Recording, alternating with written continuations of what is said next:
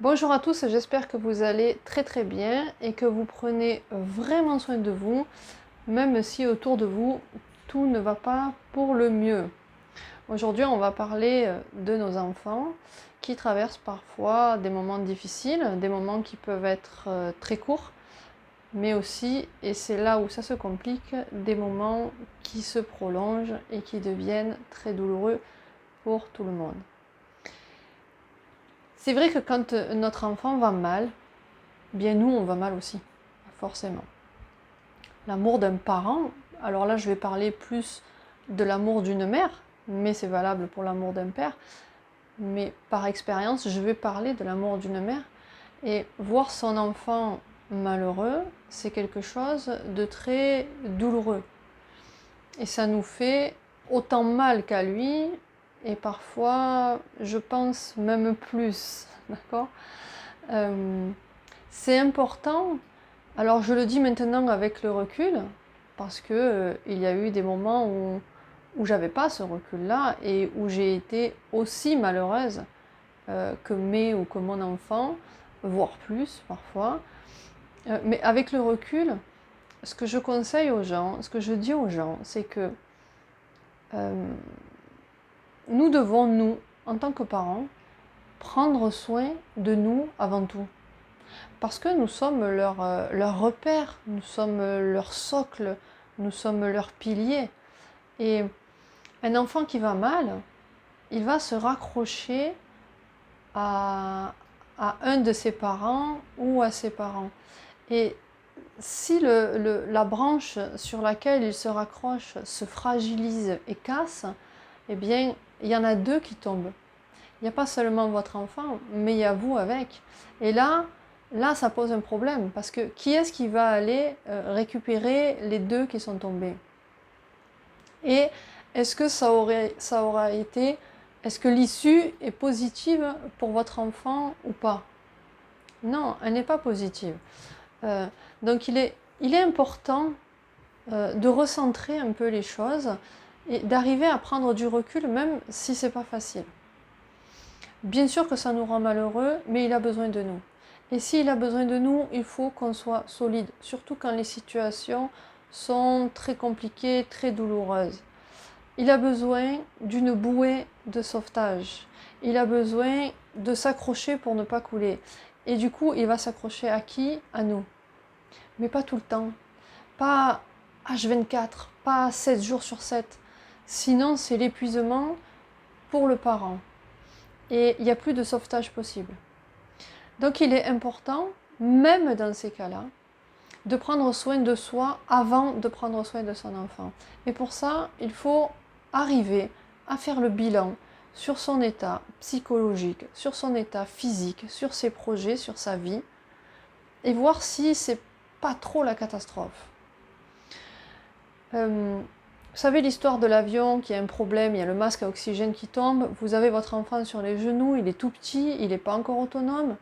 La plupart des parents me répondent, ben moi si ça se passe comme ça, le masque je le mets sur le visage de mon enfant pour le sauver. Oui, mais à ce moment-là, il est pas autonome. Donc à ce moment-là, si toi tu perds connaissance parce que tu as donné le masque à ton enfant, ben tu pourras plus lui tenir son masque. Tu vas tomber dans les pommes et le masque va tomber.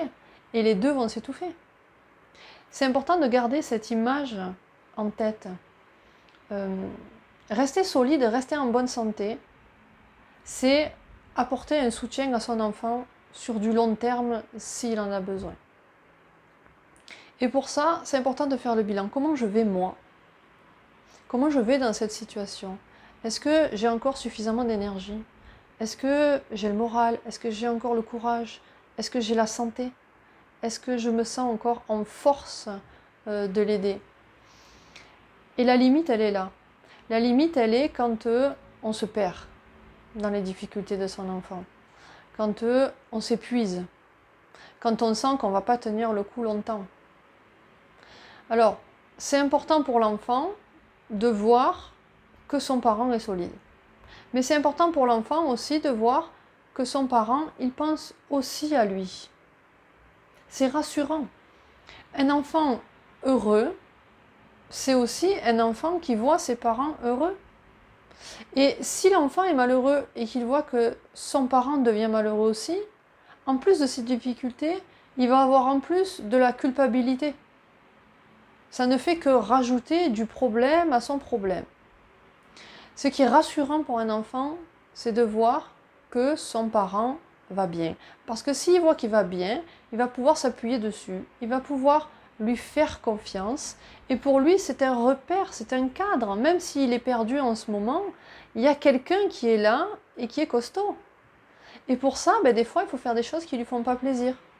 On n'est pas là, on n'est pas des un parent, c'est pas quelqu'un qui fait tout le temps plaisir à son enfant.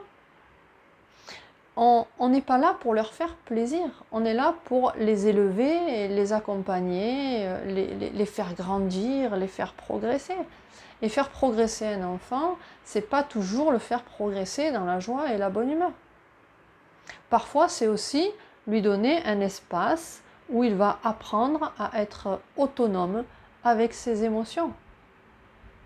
Le mal-être émotionnel d'un enfant, c'est important de lui apprendre à être autonome avec ça, c'est développer son intelligence émotionnelle. C'est important aussi d'apprendre à l'enfant que le parent ne peut pas tout. Il peut beaucoup de choses, il peut aller très loin dans son investissement pour son enfant, mais il ne peut pas tout. Et autour de nous, il y a des gens qui sont professionnels dans l'accompagnement du mal-être psychologique de nos enfants. Et c'est important de passer la main. Pourquoi c'est important? Parce que nous sommes des parents. Nous ne sommes pas les thérapeutes de nos enfants. Donc où est la limite? La limite, elle est, tant que le mal-être est gérable, tant que vous sentez que vous pouvez gérer la situation. Et ça, vous le voyez quand vous n'avez pas peur de la réaction de votre enfant. Vous n'avez pas peur que son mal-être le pousse à faire des choses qui soient mauvaises pour son intégrité physique ou psychologique. Si vous commencez à avoir cette crainte-là, de dire si je prends de temps en temps du recul, si je prends le temps pour moi de respirer, si je m'éloigne pour reprendre de l'énergie et pour mieux revenir, il risque de se passer quelque chose de grave. À ce moment-là, il est temps de passer la main pour que vous puissiez rester un parent. Un parent, il n'est pas tout puissant. Il faut rester humble dans son rôle de parent. Un parent, bien sûr qu'il est là pour donner de l'amour, du soutien, de la sécurité, des conseils, tout ce que vous voulez. On s'investit à fond, on les aime inconditionnellement. Mais à un moment donné, on a nos limites aussi. Et être un bon parent, c'est aussi orienter son enfant vers un professionnel. Pour pouvoir, nous, rester à notre place de parents. Gardez en tête que votre santé physique et psychologique est le socle du bonheur de votre enfant. Voilà, ça c'est vraiment essentiel. Ça peut paraître bizarre de dire « aimez-vous plus que vos enfants ». Ça peut paraître bizarre, mais en fait, plus vous vous aimez, plus vous prenez soin de vous, plus vous faites le point sur vous, plus vous prenez de l'oxygène pour vous, et plus vous pourrez aider vos enfants.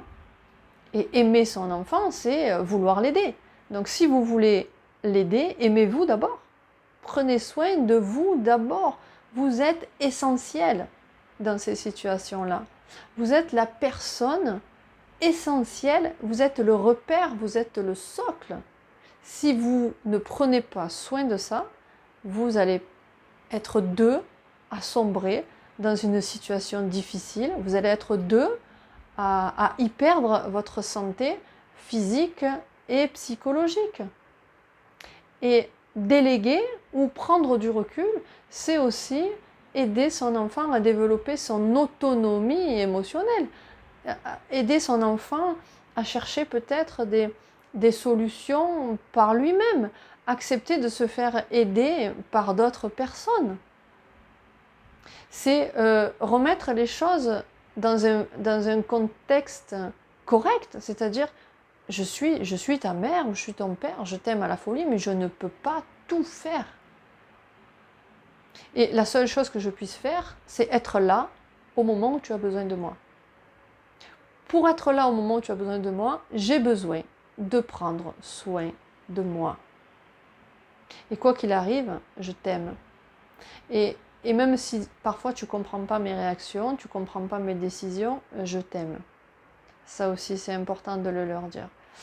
Voilà, j'espère que cette vidéo vous aura aidé, vous, ou si vous connaissez des personnes qui sont dans cette situation-là. Et je sais qu'il y en a beaucoup, parce qu'on me parle souvent de ce problème-là, des adultes qui sont malheureux au travers du malheur de leurs enfants et qui ne savent pas trouver la bonne limite, le bon dosage. Je l'aime, donc je veux l'aider et je pourrais me sacrifier pour mon enfant. Oui, mais ce n'est pas une bonne idée. Et ce n'est pas une bonne stratégie. Se sacrifier pour son enfant, c'est sacrifier aussi son enfant. Ok? Voilà. Je vous laisse méditer, réfléchir.